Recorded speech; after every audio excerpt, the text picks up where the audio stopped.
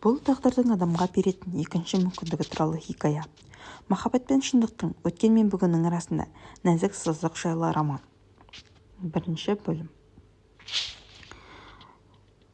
Ұшақ тағдыры. Нью-Йорктың аспандағы ақ тұман қаптаған. Элла жас журналист. Көзі оттай жанып, қолында ноутбугымен жазу дәптері. Іс сапарға шыққалы тұрған. Аманда, бай. 2 жасар қызы бар. Қымбат көйлек, салқын мінез, бәрін бақылап жүрген жан. Элла ұшаққа жайғасқанда жүрегі әлденеге секем алып, біртүрлі тынышсыздық сезді. Терезеден сыртқа қарап тұрып, бәлкім бұл тағдырдың сынағы шығар деп, іштей күбірледі. Ұшақ көкке көтерілді. Бірнеше минут өткенде көзі ілеспей жарқылы от айқай, аспан бөлініп кеткендей болды. 87 адамның тағдыры бір сәтке өзгерді. 27 адам тірі қалды. Солардың ішінде күйіп, есінен айырылған, бірақ аман қалған әйел.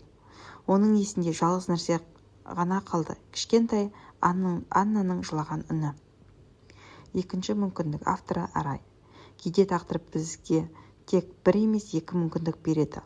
Ал оны сезіне білу жүректің батылдылығы.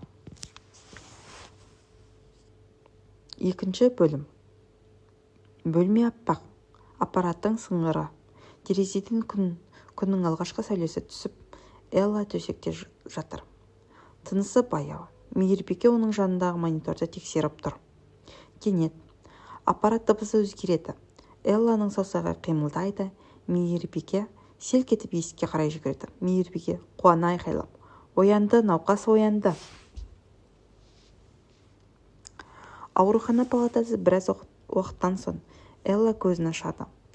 Барлығы бұлыңғыр, бейне тұманның арасынан. Ақ киімді дәрігер оның көзін тексеріп тынысын тыңдайды. Дәрігер жұмсақ үнмен: "Сіз бізді естідіңіз, көзіңізді ашыңыз." Элла баяу қозғалып әлсіз күбірлейді: "Қайтамын мен." Дәрігер: "Сіз қауіпсіз жердесіз. Сіздің атыңыз Аманда. Бәрі жақсы болады." Элланың көзінде жас үйіріледі, бірақ ол ештеңе есіне түсіре алмайды. Дәрігерлер жиналған. Фотосуреттер үстелде. Күйген беттің қалпына келтіру суреттері. Рентген, паспорт көшірмесі. Ол ауыр күйіктен кейін 3-ші операцияны бастан өткірді. Бетін қалпына келтірдік. Анықтау мүмкін болмады. Құжаттар мен ДНК бойынша сәйкестік Аманда Риверс. Ал естілік жадысы ше? Хирург. Толық амнезия.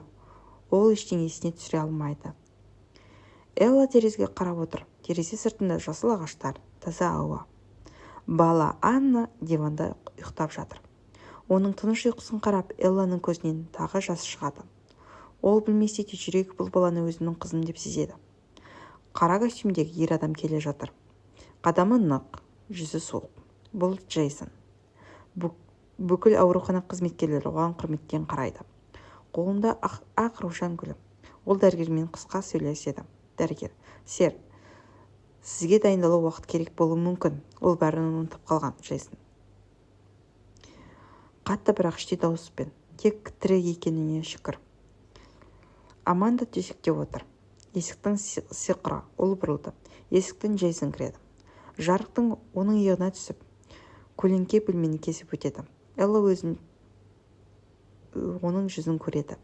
Жүрегі бір сәтке тоқтап қалғандай, бірақ танымайды. Элла: "Сіз мені білесіз бе?"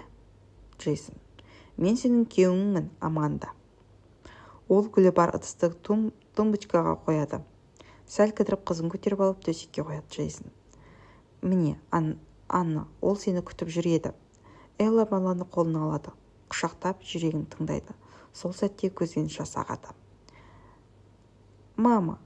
Джейсон: "Я, ол сені мама" дейді. Ол үнсіз бұрылып терезеге қарайды. Көзінен жас шығып көтерде, бірақ өзін ұстайды. Джейсон кетіп бара жатады. Элла артынан қарап тұрып іштей күбірлейді: "Бұл менің жүрегім. Оны біледі, бірақ есімде жоқ." "Анна", деді дәрменсіз дауыспен. Оның орнында шын мәнінде Аманда қаза тапқан еді. Бірақ бәрі бұл тірі қалған әйелді Аманда деп ойлады. Элла енді басқа біреудің өмірін сүрмек.